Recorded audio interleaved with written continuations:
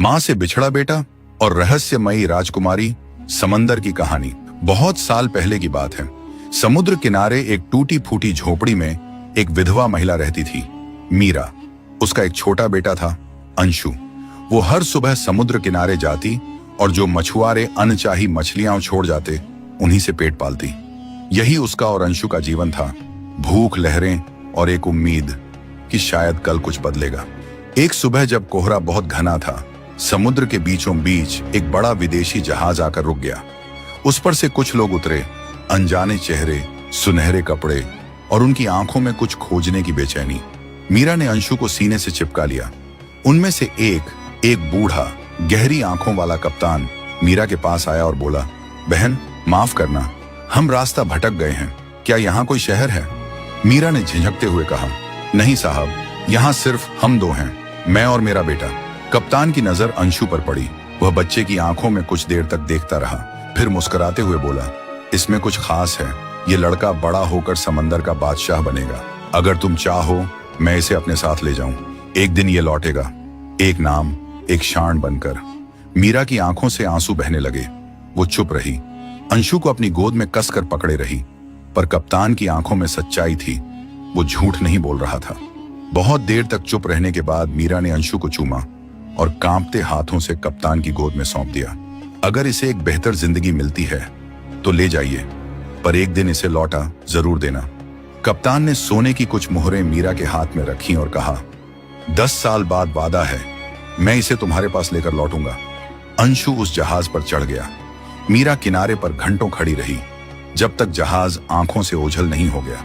साल बीते, मौसम बदले, मीरा बूढ़ी होती गई, पर रोज सुबह वो वहीं समुद्र किनारे बैठती, उसी जगह, उसी दिशा में ताकती जहां से जहाज गया था। दूसरी ओर अंशु अब बन चुका था आरव। उसने जहाज की डेक पर होश संभाला। कप्तान ने उसे अपने बेटे की तरह पाला, हर समुद्री दस्तूर सिखाया। आरव में समझदारी थी, बहादुरी थी और एक छुपी हुई तड़प भी, अपनी मां की। जब आरव 20 साल का हुआ तो उसने कप्तान से पूछा, क्या मेरी कोई मां थी? कप्तान की आंखें नम हो गईं। वह बोला, थी, और दुनिया की सबसे नेक मां थी। एक दिन तुझे वापस उसके पास ले जाऊंगा, वादा है बेटा। फिर एक दिन एक बड़ा व्यापारी जिसके लिए कप्तान काम करता था, उसने कहा, मैं बूढ़ा हो गया हूं, मेरी कोई संतान नहीं। मैं चाहता हूं कि अपनी सारी दौलत तुम्हें दे दूं। क्या तुम मेरे बेटे बनना चाहोगे? कप्तान मुस्कुराया, अगर आप चाहते हैं कि आपका सब कुछ किसी को जाए तो वो मेरा बेटा है, आरव। मैंने इसे तुम्हारी ही तरह पाला है। व्यापारी ने आरव को बुलाया और जब उसकी समझदारी, व्यवहार और ईमानदारी देखी तो वह प्रसन्न हुआ और बोला, अब से तुम मेरे बेटे हो। आरव अब व्यापार भी संभालने लगा। एक दिन जब गोदाम खाली थे और व्यापार रुका हुआ था, आरव ने कहा, अगर आप इजाजत दें तो मैं खुद जहाज लेकर सामान लेने जाऊं। व्यापारी को डर था, पर उसने हां कर दी। आरव का कारवां समुद्र की लहरों को चीरता हुआ चला, लेकिन सफर में एक भयानक तूफान आया। तेज लहरें, अंधकार और घनघोर बारिश ने सारे जहाजों को बिखेर दिया। आरव का जहाज पूरब की ओर बहता चला गया। जब तूफान थमा तो उसे एक द्वीप नजर आया। आरव और कुछ नाविक वहां उतरे और देखा, एक जगह कुछ लोग एक बूढ़े की लाश को मार रहे थे। आरव चौंका, क्या कर रहे हो? ये तो मर चुका है। लोगों ने कहा, इसने हमसे कर्ज लिया था, बिना चुकाए मर गया, अब गुस्सा तो निकालना पड़ेगा। आरव ने चुपचाप अपनी जेब से पैसे निकालकर उनके हाथ में रखे और बूढ़े की लाश को खुद दफनाया।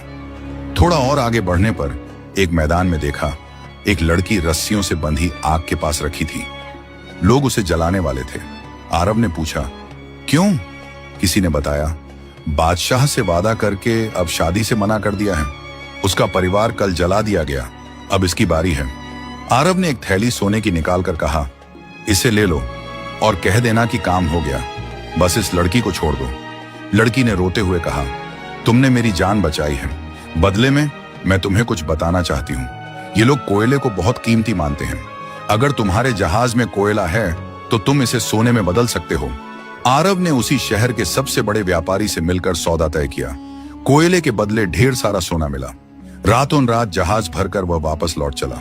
जब वह वापस पहुंचा तो उसका पिता, कप्तान और बूढ़ा व्यापारी बहुत खुश हुए, लेकिन लड़की गुमसुम रहने लगी।